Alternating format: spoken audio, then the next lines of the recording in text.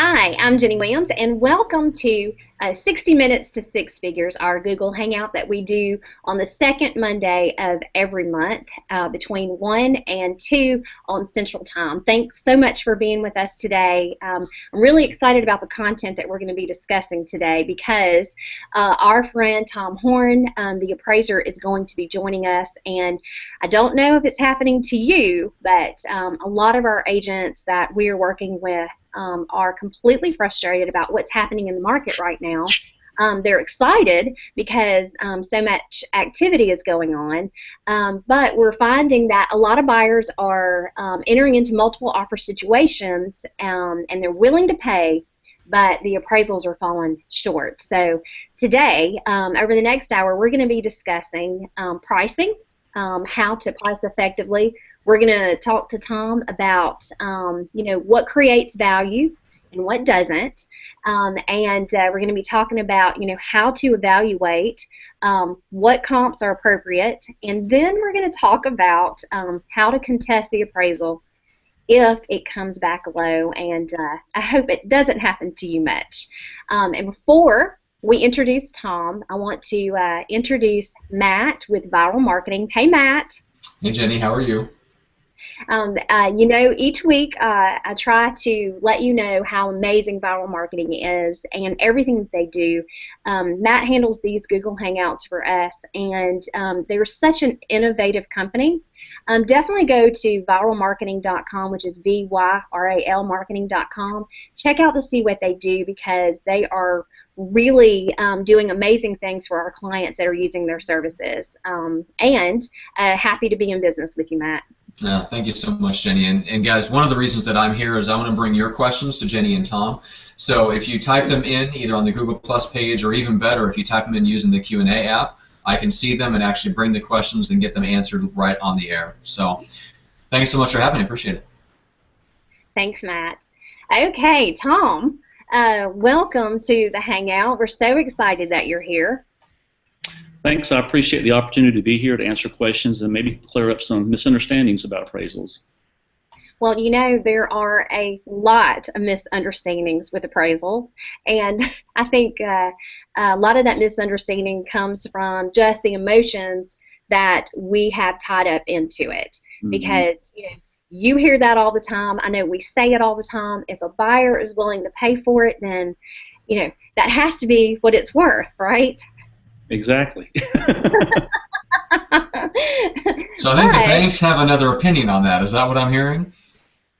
Well, it is. I mean, the bank who we do the appraisal for, they're really interested in what the majority is going to do, of people are going to do. 1 person out of 10 may pay a certain amount for a home, where the majority, 9 out of 10, may pay another certain amount. So we have to look at that as well. It's not just what one particular person is willing to pay. Well, and I can understand that. We had one that came in about 2 weeks ago that was $20,000 less than the contract price. And it really definitely throws a wrench in everything. We had another situation that came in $10,000 low. And really what was frustrating about that one is that she had sold that same exact floor plan just over a year ago. So it was like 12 months and a few days. And she sold it for more money. More money, and had less upgrades. So, but it couldn't be used as a comp. Mm-hmm. So those things are completely frustrating, especially, from an agent's perspective, when you sit down with the seller and say, now, I've personally sold this floor plan before, so I think if we price it underneath that, we're going to have a sure sale. And then, you don't have the comps even to justify the lower sales price because of time. So based on everything I've seen, we're having a multiple offer situation and it's bidding prices up. And then we're having issues getting the value on your end. Are you seeing a lot of that too? To be honest, I haven't seen a whole bunch. I think there may have been 1 or 2 I had issues maybe over the past couple of months. Definitely not the predominant what I'm seeing, but I do understand the situation, and as appraisers, we measure what's happened in the past. So there is going to be some time lag between the information that we get and what the market is willing to pay. So there's some things that we can do as appraisers to kind of offset that a little bit, but for the main part, I totally agree with what's happening because of the lag in between the two. Okay, so that's good to hear that you're not seeing it so much. What would you say would be your percentage of lower appraisal? I would say over the past 2 or 3 months, I've seen 1 or 2. From my perspective, that's not that many. Yeah. Okay, because I've seen a bunch of them. I've seen houses even not appraised, and so the first contract would not work out, and then they would sell it again, and the next appraisal worked out. So, we always have to keep in mind that it is, even though it's all based on fact, right, and numbers, it still is an opinion of each person that gets hired too, right? That's true. I mean, it is one person's opinion. You do have to look at the quality of the appraiser. How much experience do they have? How much experience in a particular area? The quality of their data sources. In this particular area, the Birmingham area has something called AGDA that if you're going to do any kind of reliable appraisal work, you need to belong to it because that's the most current, accurate information. If you don't have that, I mean, you can get information from the MLS, but other things like square footages and stuff that you need to put in the appraisal, if you don't belong to AGDA, then you have to use county records, which, as you know, is not that accurate. And that can give you a bad value. Yeah, and that's true across the country. Yeah. As far as courthouse records. So really, Tom, when when an agent goes and sits down with the seller to price out a house, what do you feel, what is the best advice you can give that agent on pricing it correctly so they don't have any issues with appraisal? Well, what I try to do when I'm speaking to agents is to try to tell them to have the mindset of an appraiser, to think about it like an appraiser and using the guidelines that an appraiser has to go by. I know you said the agent earlier, they had sold this property a year ago, and you would think with the passage of time and the market getting better that there wouldn't be a problem with the value, but we can't use those old sales. So when they go to price the property, they need to use sales ideally within 90 days. Now, that's not always possible, but that's what the bank tells us, and that's what we try to do. But if that's not possible, we'll start at 90 days or less, and if that's not possible, we'll go back in time a little bit. But they need to use the most recent sales available, and taking into consideration that between when they price it and when it goes under contract, those sales are going to have a little bit of age on them too, and there may be some sales that occur between the pricing and the going under contract. So they need to take that into consideration, but they also need to take into consideration how comparable are those sales. A sale is a sale is a sale. It's not always comparable. It's not realistic to compare a 3,000 square foot house to a 1,500 square feet house just because the value's there. I mean, we have to stay within certain tolerances. We call it bracketing. If a home is, let's say, they're thinking it's going to sell for around 150, they may look at sales that occur between 125 and 175. So they need to bracket, both an estimated price as well as square footages. Really, the physical attributes of the property is best to bracket, like the square footages. Look at homes within the same neighborhood. Again, like I said, the most recent sales. Ideally, those will provide the best indication of value and probably be the sales that the appraiser that does the mortgage appraisal will also use, in addition to maybe some that occur after the pricing, but between that and the mortgage appraisal. Okay, so what you're saying then is you probably wouldn't take a split four-year. Yeah, I have found, I mean, that's a perfect example. I've found split foyers in most areas sell for more per square foot. So you wouldn't want to use that because that's going to give you an overvaluation of the property. Ideally, you must stick within the same neighborhood, same floor plan, same condition, that type of thing, if it's possible. If not, you may want to expand out of that neighborhood to other competitive areas. When I say competitive areas, I mean areas that a potential buyer in this neighborhood would also look at. If they're looking at buying a $150,000 house, they're not going to look in a $300,000 neighborhood. So that's not a competitive neighborhood. So even though it may not be close by, if there's no recent sales within the subject neighborhood, you can go out a little bit further in distance, but within the same competitive area, maybe with same school systems, same quality of homes, same price range of homes, that type of thing. Okay, so, and I think a lot of agents get confused with this.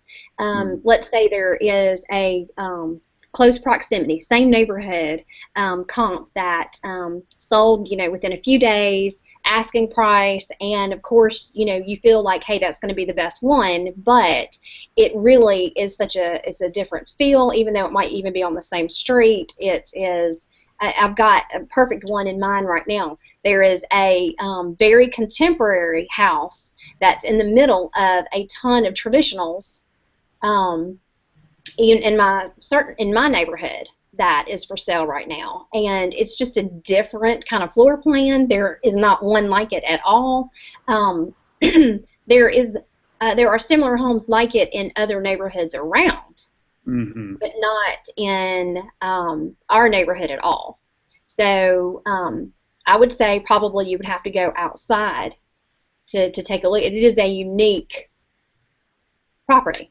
Yeah, and you really have to look at everything from a larger perspective, because if you look at all the sales, you're probably going to notice that homes of that type might sell differently, or something like that, to give you an indication that, hey, I can't use these other sales that don't resemble this in architecture, floor plan, or whatever, and you might have to go outside. And we do that as a living, as appraisers do. That's what we're educated and trained to do.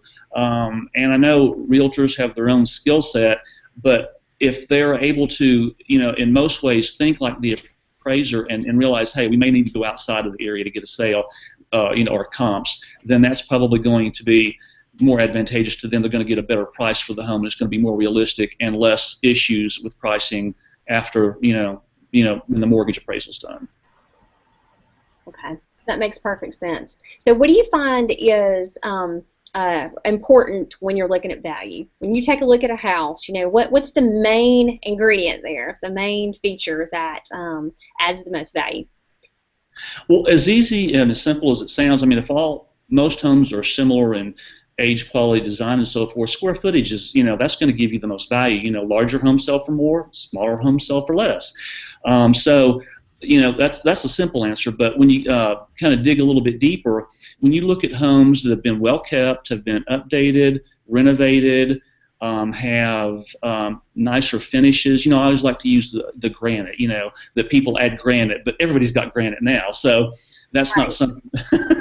That's not something you can go on, now. But when you look at a neighborhood and you look at the upper-priced homes in the neighborhood, and you see that, hey, they have nice crown moldings, they've got nice hardwood floors.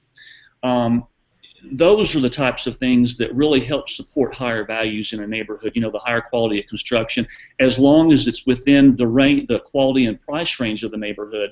You don't want to overbuild in size as well as quality. You don't want to put $100,000 in a kitchen that you're only going to get $25,000 out of, something like that. So as long as you're within the parameters of the neighborhood, but you don't go outside of those, and you're at the upper end, that's going to give you the most value, as well as, like I said, the square footage.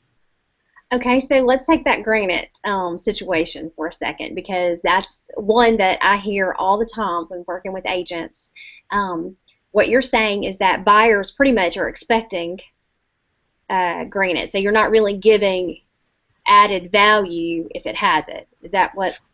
Right. It used to be where maybe 2 or 3 out of 10 sales would have the granite. They would kind of reflect the upper end of the quality range. But now everybody has it, so everybody's getting tired of it. So we're waiting, I guess, for the next type of finishes that everybody's wanting. So when items become more commonplace, I think they tend to lose value, so to speak. Maybe not lose value, but they don't add additional value, and everybody expects them. And because they can go down the street and find 3 or 4 other houses with that as well, and they're not willing to pay extra because all the other houses already have them. So. Okay, so if you were competing with that and you're one of those that still have maybe laminate tops or ceramic tile tops, then you probably need to go in and price that a little bit less. Exactly, exactly. Or if you're getting ready to sell that house, you may want to put granite counters to make it, common, or make it look like the other homes that are in the neighborhood, so that people, And that's actually what we see a bunch. Or do you see that? That's what we're seeing. We're seeing sellers go in and do that. They're putting in granite whenever they put it on the market. Now, here's my caveat to that. Is you can put granite on some really outdated, ugly cabinets, and it doesn't make it look good. Right. And from an appraisal standpoint, we look at the whole package. So people do that. They'll go in and just put granite cabinets and say, or granite counters and say, hey, they got granite counters. It needs to sell for the top of the range. But of course, that's not what's going to happen. No, and then actually I think that, and agents, the reason I even bring this up is I see this all the time when I'm looking through and helping you write your agent descriptions for MLS and helping you evaluate. I see this all the time. And I think a lot of this advice is coming from the agent, is saying, to the seller that really you can't compete because you don't have granite countertops. But what it actually does is when a buyer walks in and you still have polished oak cabinets and with a high gloss on them and brass knobs, and you put granite on top of that, then it really deters a buyer from wanting to make an offer on it, because they already went to trouble to put the granite on top of that.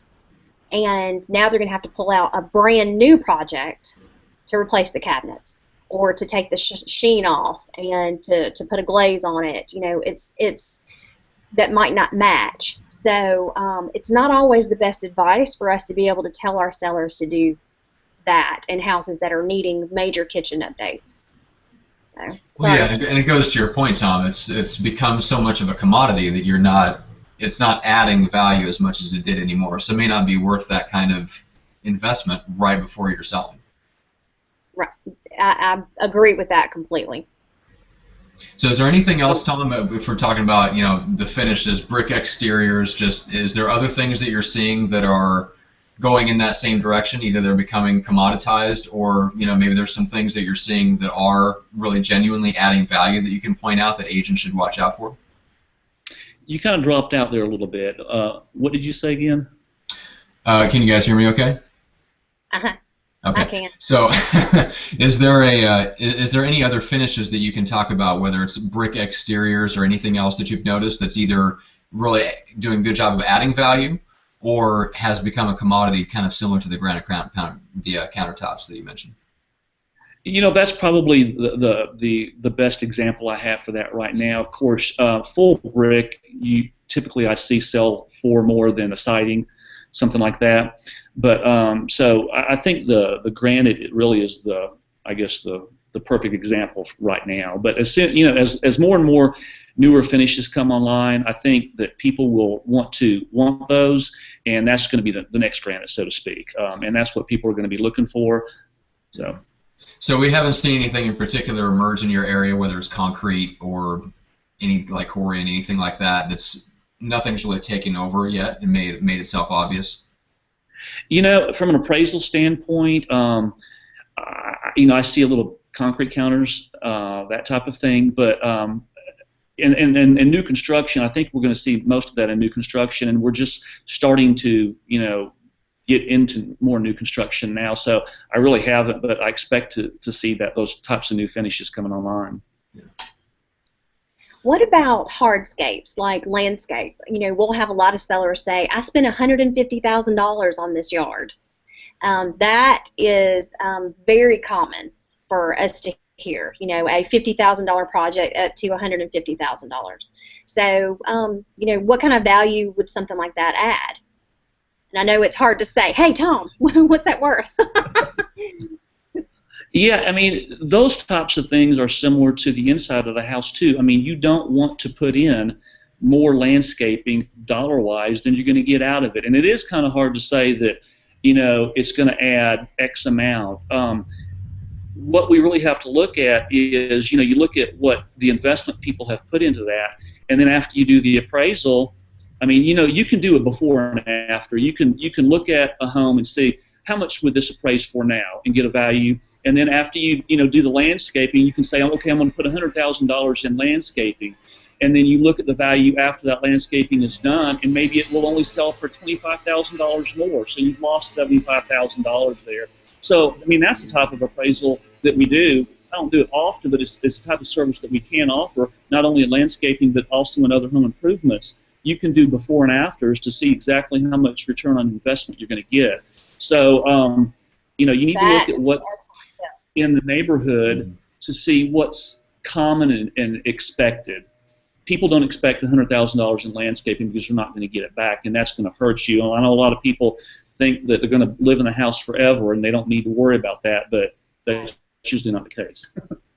Well, yeah, and Genny, how are you teaching agents to handle that? Because obviously those kinds of decisions, $150,000 landscape jobs, this has nothing to do with what the agents are telling them.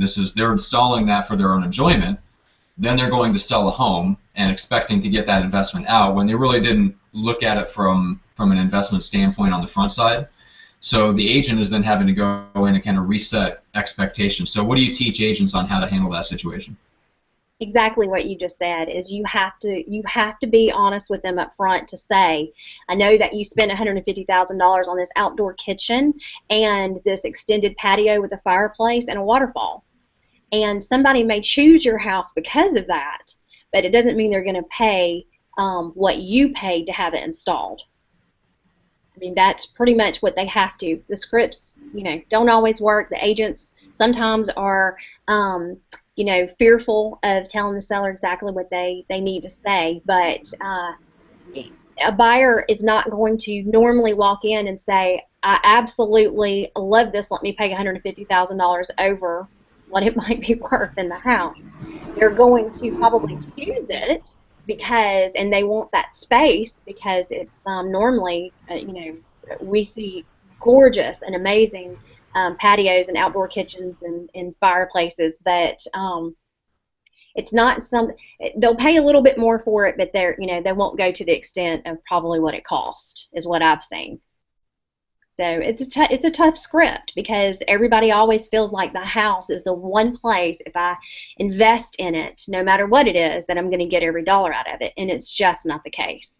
And you said it right, Matt. Hope you enjoy it. It's for your own enjoyment. And I hope you got a lot of enjoyment out of it. But Tom, a huge question comes up with finished basements. How much extra can I get for it? Should I go ahead and finish it out while I put it on the market? Do I need to finish it out better?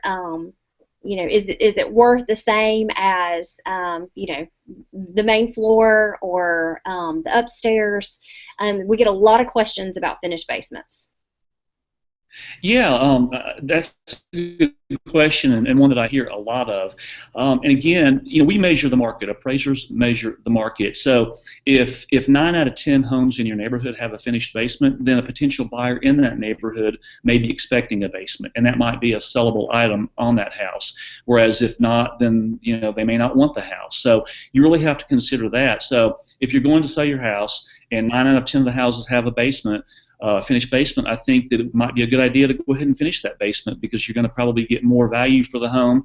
Of course, you're going to get more value for the living area, but and it's going to be appeal to more people because people are expecting that.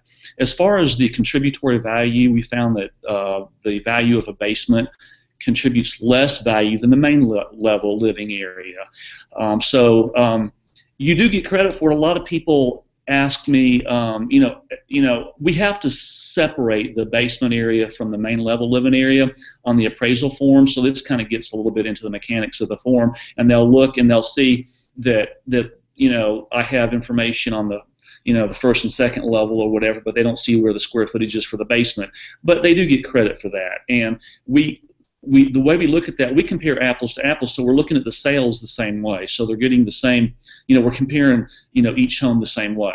So they do get credit for that. But like I said, we have found that, the contributory value is a little bit less than the upper level just because of the functionality of the property. It costs less to build out a basement than it does the main level. So those types, costs are taken into consideration as well. So I would personally think that it would cost way more to finish one out than the value you would get back for it immediately. But if you're saying that in neighborhoods where people are expecting it to be finished, that you could possibly get some equal value out of that. Yeah, and it depends on how much money you put into it. Again, people can overbuild, but what they need to do, they need to look at what the upper end of their price range is. If their home at the current time without a basement would appraise for 175, but it would appraise for 200 with a basement, then they don't need to put $50,000 or whatever into it. That would take it over the limit. They need to, I guess that's where budgeting comes in, and deciding exactly what you want down there and the finishes you want and that type of thing. So, potential buyers may be very happy with, something with average finishes and that type of thing, whereas if people come in and, want to put in sheetrock ceilings when drop ceilings are acceptable, but they spend an additional $10,000 or $15,000 whatever to do that, then that's going to put them over the limit, and they're not going to get a return on that investment. Right, and that's what I get fearful of, is because people tend to go overboard.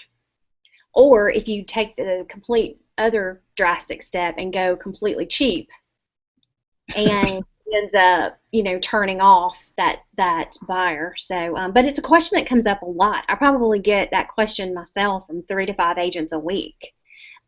Should I advise the seller to go ahead and finish their basement out in order to be able to get a buyer? So it's definitely one that I wanted to hear from you on, your thoughts on it, because it comes up a lot. Or even a bonus room. There could be, there are lots of unfinished bonus rooms that, because we had that wave of new construction and, a couple years back where they all built bonus rooms, and you could decide if you wanted it finished then. And a lot of times you could get, another 700 square feet out of that if you did finish it. I usually recommend to finish those because that's not going to cost a whole lot of money to do it, and then you get that extra value there. How do you feel about that? Would you agree? Or? Oh, definitely, I would agree. It's easier for that builder at the time that under construction to go ahead and finish that out, as opposed to a contractor coming in after the fact and and building it out there, because they're going to charge a lot more. It's definitely more return on your investment to go ahead and just have it built out at the start. Well, even if you didn't have it in new construction and you decided to build it out, I would think that's an easier build out to get a lot more return for your money than probably finishing out a basement. Yeah, I mean, it's an above grade living area, and of course, like I said, that typically brings more dollar per square foot than the basement. So yeah, I mean, if you have like an area over garage that you're deciding, whether to finish that out as opposed to the basement, I would do the area over the garage, because you're going to get more value for that than you would for the basement, definitely. Okay, so just a couple more questions on comps, because I know it gets confusing for a lot of people. And I want to make sure that the agents are pulling the right information to share with a seller, because it's all in how we present things and we have to advise sellers so they know how to hit the market. Otherwise, they're going to be on the market a long time. So let's say the comps are plentiful, that you have a lot of sales in the same neighborhood. What do you look for the most when you have a huge choice? I would number one thing, I would look for the most recent sales that have occurred, because that's going to reflect what's going on in the market right now, what people are willing to pay. And that's seasonal too. I mean, I think homes sell for more probably in the summer and the spring than they do the winter months. So, if you have the most recent sales, that's going to reflect what's going on in the market as far as values go. After that, I would make sure that, as I said before about the bracketing, you want to make sure that the home is similar. I mean, if you have a choice, you don't want to use a house with a finished basement to compare with a house without a finished basement. That type of thing, bedrooms, bathrooms, you need to try to match that up as best possible. Architectural style. You don't want to compare a house with a pool to one without a pool if you don't have to. So you want to look at the comparables in the eyes of the potential buyer. Would they consider that house as well as the one you're trying to price? You want to get it as similar as possible in size, price range, square footage, bedroom, bath count, and that type of thing. So that's kind of the mindset that we use. If there's a lot of sales and we have a lot to choose from, we start getting picky and try to use ones that are almost identical if possible. So that's how we look at that. All right, that makes perfect sense. Are you using foreclosures? No, not as much. I mean, I think about a year and a half ago, they started becoming less of an issue. I told people, if there's 8 foreclosures in the neighborhood and 2, or whatever listed for sale, then you really have to consider them. But about a year and a half ago, they started becoming less of an issue. And when that's the case, we don't have to use them because they're not driving the market. So no, I haven't used any for a while because there are plenty of non-foreclosure sales, which of course is going to bring up, the values. Okay, well that's good to know. So then, when you go outside of the neighborhood, how close do you stay in a radius? If there aren't any. I don't like to look at as far as distance, so to speak. And what you really want to look at is, the competitive area. So if you have an area, a subdivision that's a mile away or a mile and a half away, but it's within the same school system, the neighborhood's very similar in quality, architectural styles, that type of thing, and a potential buyer, once again, if they would consider that other neighborhood, even though it's mile or 2 miles away, then that would be an area that you would look. I mean, I've been in neighborhoods that the houses a block over would not be good comps, but the houses a mile away would be, just because maybe a different school system, the quality of homes, that type of thing. So they don't need to be as concerned with distance if the neighborhoods that they're looking in are competitive to the neighborhood that they're pricing in. Okay, so in other words, what you're saying is that if I go to show a buyer, it would be all of the similar neighborhoods that I might put together to show someone. If they're considering this neighborhood, maybe they consider that one, same price range, same age group, same school, same area, but it doesn't necessarily mean as far as distance is concerned. It doesn't have to be the neighborhood that butted up to you. Exactly. Yeah, exactly. Yeah, and that's a good, I think that's probably a key thing for agents to get into, which is that it's very hard to kind of step outside your own mindset sometimes. Mm-hmm. And, if you're listing a home, your mindset is you as the agent trying to do what's best for them as the seller. But really that's not, yes, that's your client, you have your fiduciary responsibility and all that, but in order to market the property, you have to get into the mind of the people that are buying it, and it's a different headspace to get into. I've never really heard that perspective as far as pulling comps from a buyer's perspective as if you were their agent. What would I show them? If they say they're looking for this house and I had to take them somewhere else, where am I going to go? That actually is one of the best ways I found to price properties and to be able to also show a seller. These are all the houses that are for sale in this range in this school system. So I know that a buyer is going to consider all of these. So, which one would be similar and what does our competition look like? Now, I know, Tom, you look at it from what's happened in the past. So we have to look at that too.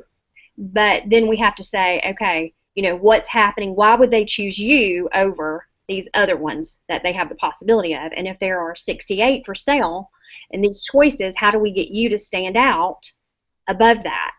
And then you bring in the proof of the past sales.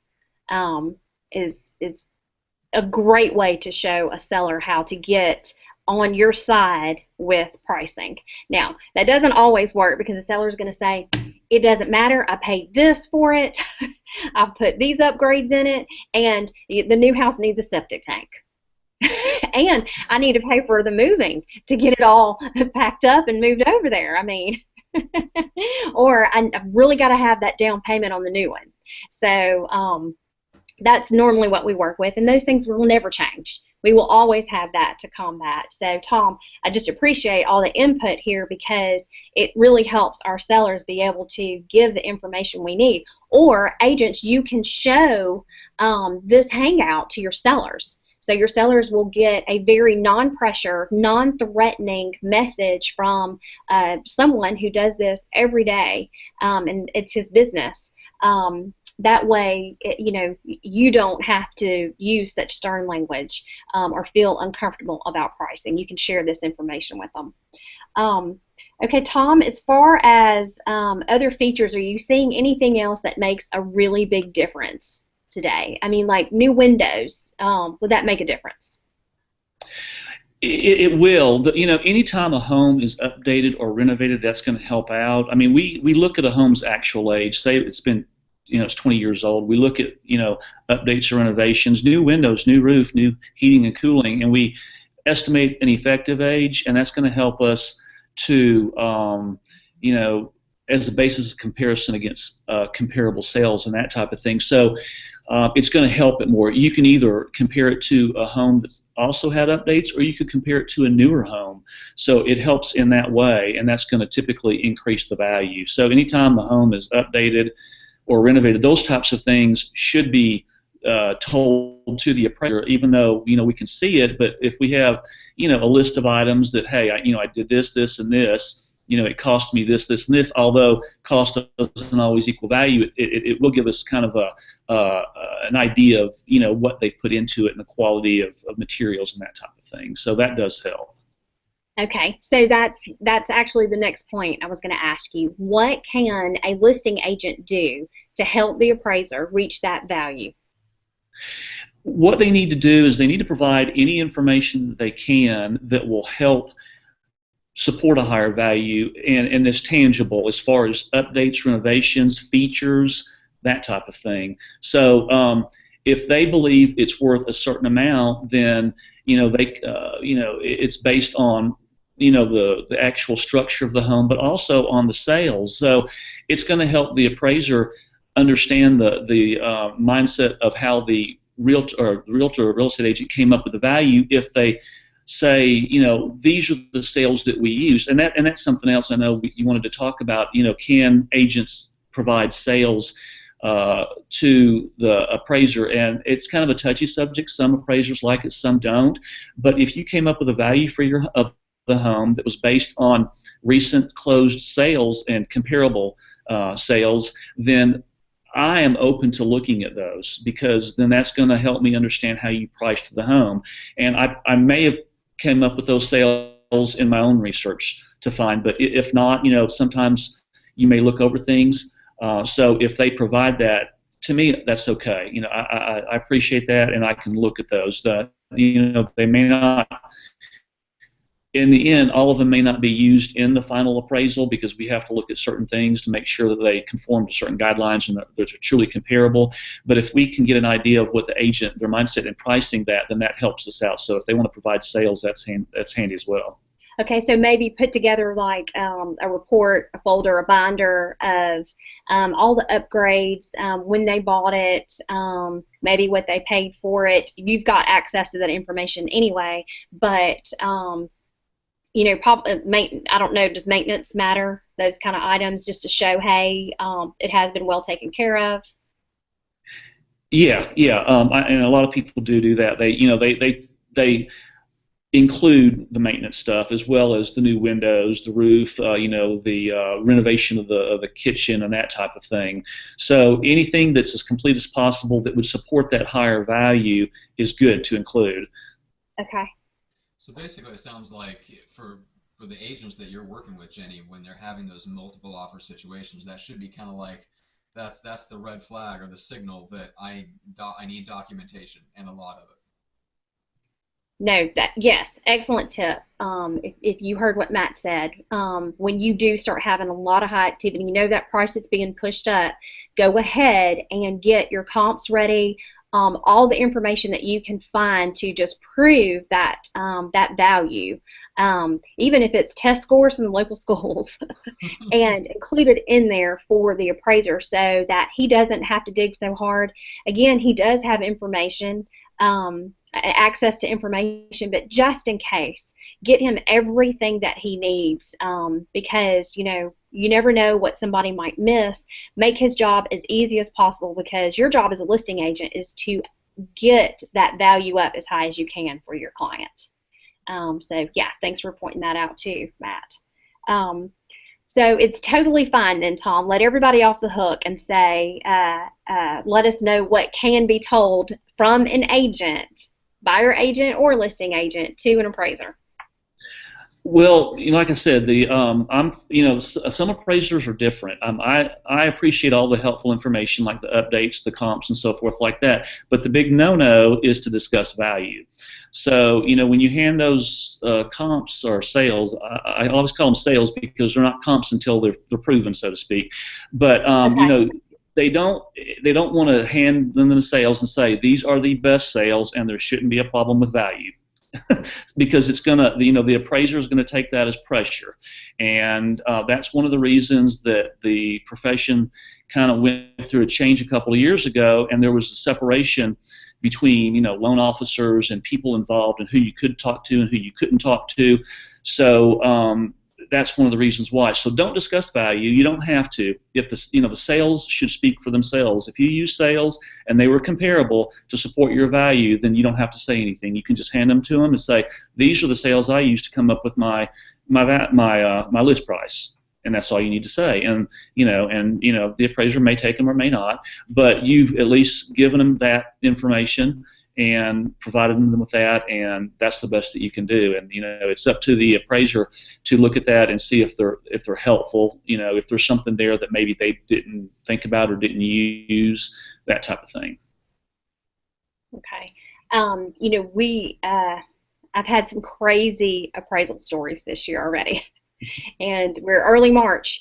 I had a situation happen with one of our agents who was a fantastic agent, knows how to price property. I had an appraiser walk in and tell the sellers that their agent left a ton of money on the table for them. And what was funny is it upset them, right? Because of course the seller's number one fear is that they've left $1 on the table. Well, he over-exaggerated it, in my opinion, and really made them feel like they had left a ton of money. But when he turned his appraisal in, it was not for more than the asking price. We all have to be careful of what we say in our conversation. So you're saying it's okay to provide all the information, just don't talk value with the appraiser. Let him come up with the value, right? Exactly, because it looks like they're being pressured to come up with a value in a certain direction. And it's funny you mentioned that, because I had a conversation with another appraiser in another part of the country, and a situation he kind of ran into was that the homeowner said something like, I think it should appraise for $250 or something like that. So then when the appraiser goes in and they start doing the appraisal, and maybe the sales do support the $250, but the appraiser starts thinking, they said, it should be worth $250, and I come in at $250. It's going to look like that I am, just putting the value on it. So right. That might, if human nature might say, hey, I don't want to put that value on there and be accused of that, so they may come in lower. That's just a scenario to be aware of. That they, like you said, everybody needs to be aware of what they can and cannot say, and value, speaking value is one of those that, that shouldn't be discussed, because it's really something that the appraiser has to come up with based on, the market data. Well, and you're working for the lender. Exactly. Mm-hmm. Okay, unless, of course, if a lot of our agents hire, and you do a number of them, pre-listing appraisals, so that the seller will have an excellent idea of where to start in the market, and to be able to justify their listing price as well. So about how many of those are you doing, like percentage-wise? Yeah, I would say about 30% of the appraisals I do on a monthly basis are done for pre-listing. It's gotten to where it's a larger part of the market of my business, because people want to know. right after the real estate problems that we have, people had a hard time coming to the realization that their property wasn't worth what they thought it was. So, but people are more attuned to the market now, and they understand the value of a pre-listing appraisal if they want to sell their home quickly. Now, agents, when you do this, it doesn't mean the house is going to sell for that exact price. Okay, and it's just a photo or a value for that moment in time. There could be some other things that actually close by the time you actually get it on the market. So I have seen Tom turn in pre-listing appraisals before that actually sold for $20,000 over. I've seen them where they've sold for several $1,000s less, because the market is always changing, and you always need to make sure that you give that disclosure to your seller when you're advising that pre-listing appraisal. It is a gauge for what that value is for that moment. Sorry, Tom, I had to make sure I put the disclaimer in. Exactly. I mean, technically, an appraisal is good only for the day that you do it. So, things do change. Like you said, it's very fluid. So there's going to be new sales that occur after the appraisal. There's going to be listings that occur, passage of time, and so forth. So, we try to get it as accurately as possible. But sometimes with the market being the way it is, at least it's based on market data, and it's going to be more closely tied into maybe what the mortgage appraisal comes in at. Right, and there's usually a difference in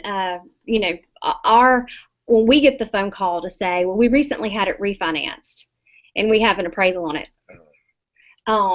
It's usually off from wherever it is today. So a lot of times it'll be like 12 months old, and they're stuck to that value on the refi. But today we've got to make sure that we use today's value, and that sometimes can be difficult for a seller to understand as well. Matt, were you saying something a few minutes ago, and then you? Yeah, I was just going to ask, strategically, when would an agent want to encourage a seller to get a pre-listing appraisal? Well, we have agents that do it for every single listing that they have. It's part of their program that they recommend that, as well as professional photos, as well as professional staging. That's just a part of what they do with their marketing services. And some do it when they really have an unusual property, and others do it when they know they've got a seller who may be a bit, unrealistic. So, as the agent, you can choose, where you want to go with that. Most of the time, though, you'll get the seller will get the money back out of it, and sometimes, I think agents even put it in their own marketing plan as well, to be able to have that. What about paying cash for a house, Tom? Do you recommend? Do you recommend appraisal?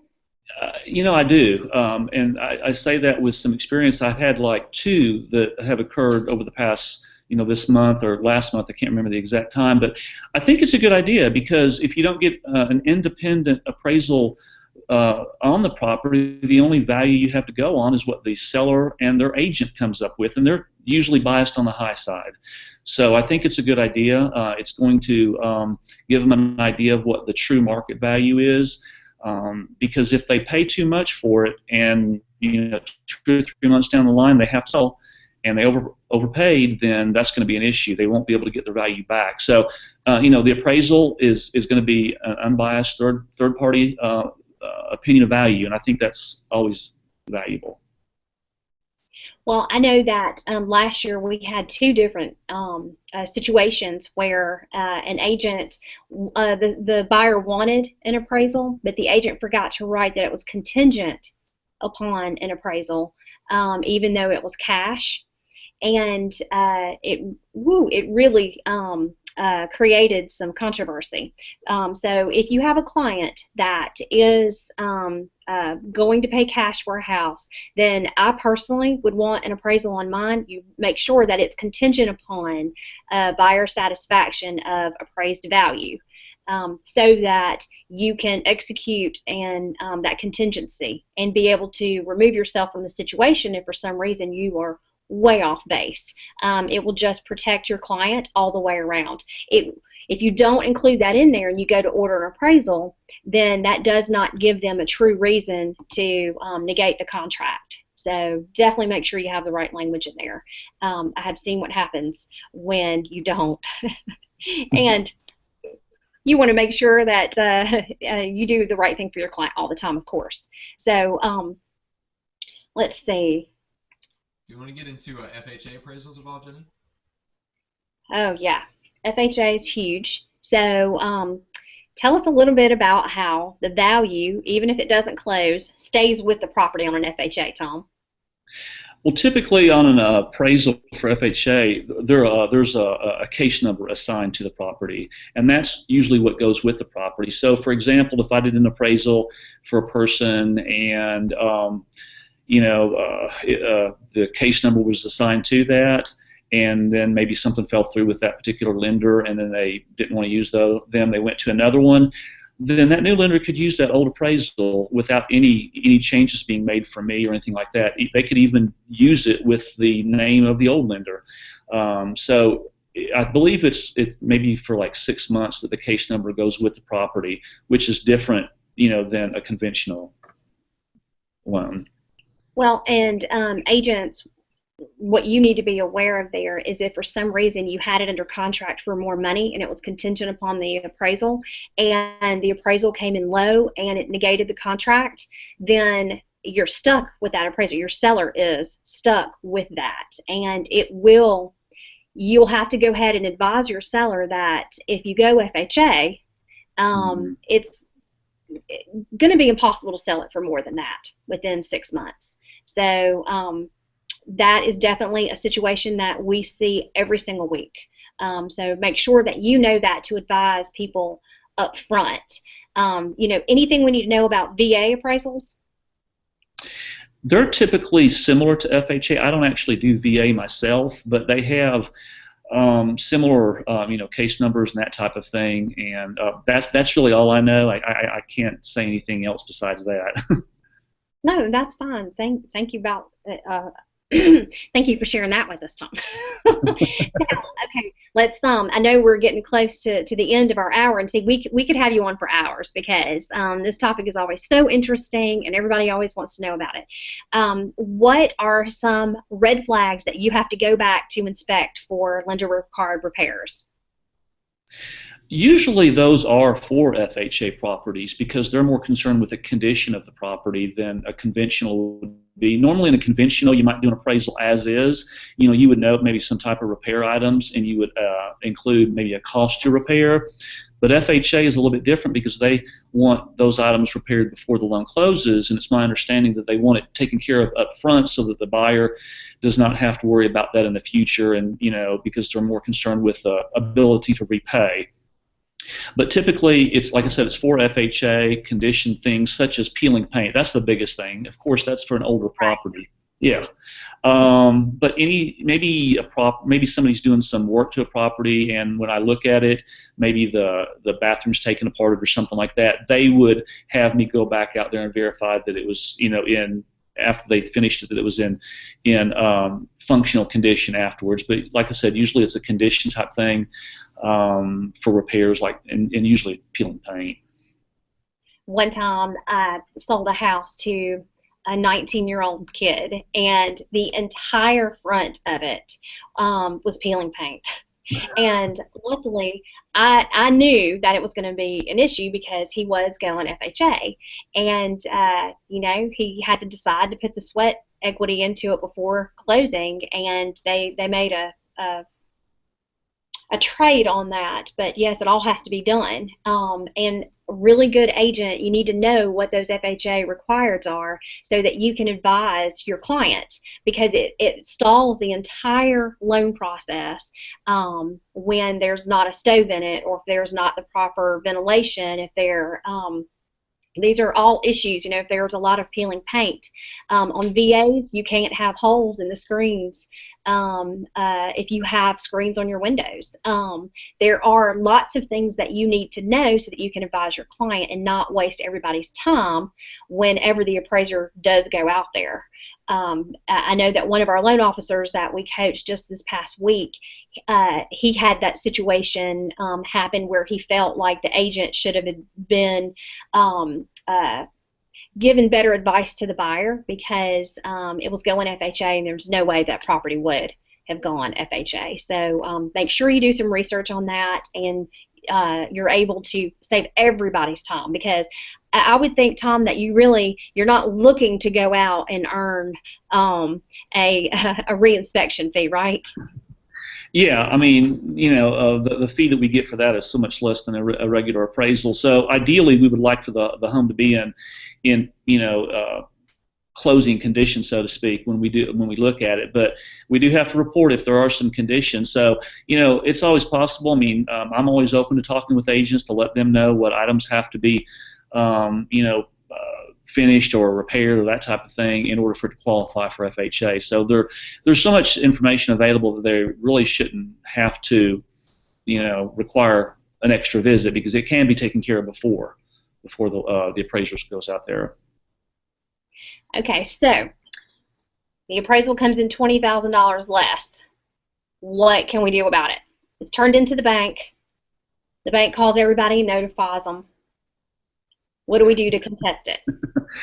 Well, I'm going to say this up front, that it's better to address a potential value problem up front by providing as much information like we talked about earlier, like updates, renovations, that type of thing. So if you can provide all that information up front to reduce the likelihood of it not appraising, then that's best, because it's a lot more difficult after the appraisal is turned in. But the thing that I tell realtors or homeowners or sellers or whatever, if they have value disputes, is to look at it and maybe sleep on it, so to speak, and not get emotional about it, but they need to think about what caused it to not appraise. They need to look over the report. I tell people, you don't have to know or be an appraiser or know everything about an appraisal to be able to read one, but they should look over it. There could be issues like maybe the appraiser made a mistake. Maybe they left off a bathroom, or maybe a house had 2 lots or something like that and they only included 1. So look for errors, obvious errors that there may be. I mean, we're only human, we do make mistakes, and that could be an issue. If they have not found a mistake, then they obviously have some information that they're basing a higher value on, such as maybe some sales. Of course, like I said, maybe those sales should have been given up front, but if they do have some sales that the appraiser did not use, then that's something tangible that the appraiser can look at. And what I suggest is for them to talk to the lender. Of course, they can't call us. They have to talk to the lender and ask for a value dispute. And a lot of times the lender has their own forms. If not, what I recommend is that they just come up with like a memo or whatever addressing these issues. If there were some mistakes made on the appraisal, they can note those on there and put it in bullet format. You want to make it as easy as possible to read. You don't want it to be overwhelming. You don't want to provide a book to the appraiser and that type of thing. And then you can put. Well, you don't want to threaten the appraiser. Let me just put that out there. Do not threaten. Exactly. That that happens. Right. Yeah, we have less likelihood of wanting to work with people that threaten our lives. But yeah, I mean, they can do a short, one-page memo that shows, potential errors on the report, as well as additional sales that they didn't use. You want to give them some actionable items that they can do. Maybe look at another sale, or maybe check to see if they didn't include that lot, or they left off of a bathroom or something like that. So, and then provide that to the lender. The lender can provide that to the appraiser, and then they can address it. And they can look at additional sales and see if there's any errors in that. And sometimes it's quite possible that an appraisal could have a revision because of that.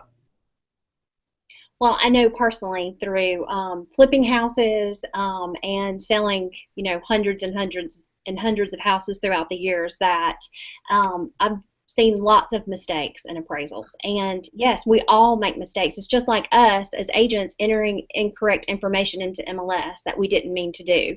So make sure you read it first before you get hot-headed and emotional about it. And just see, it could be something that's very simple that you can fix. I know we're running out of time, and real quickly I want to say that I've been reading some foreclosure contracts lately that plainly and clearly state, this has been some home path, which normally when one starts doing it, other companies will start doing it as well. But they are stating that the property, the contract is not contingent upon the appraised value, and therefore, if the appraised value comes in lower than the contract price, it does not give the purchaser the right to void the contract. Okay, you need to make sure that if your contracts say that, you're going to have to tell your purchaser to make sure they have the difference in that money, because that's a game changer. And we have to make sure that we're paying attention to those kind of things so that we can advise our clients. Okay, Tom, so how can people reach you?